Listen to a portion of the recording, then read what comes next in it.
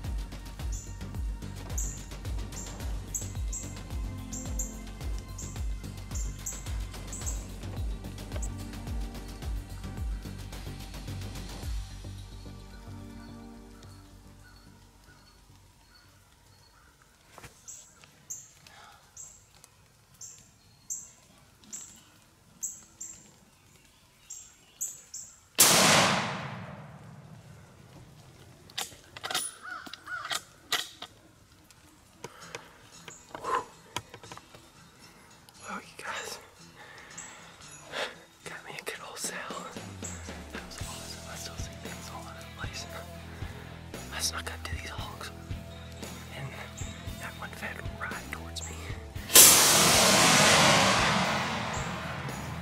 I freaking killed her. Struck right in her tracks. 6'5" this morning, and it put a hurting on that old gal for sure. But I'm gonna walk over here and show her to y'all. It's a pretty good sow. Actually, pretty darn good. Shot her right in the face.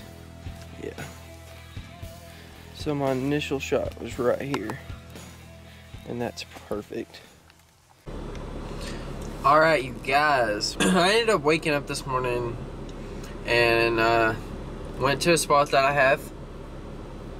Just kind of went and checked some feeders and looking around, and I knew one spot where the pigs usually would hang out and they'd go bed in this real thick stuff off to the side of it. Well, I walked back there, an old calico pig messed up. I seen him come across, and then I spotted the whole group. Got a shot on the sow that y'all saw.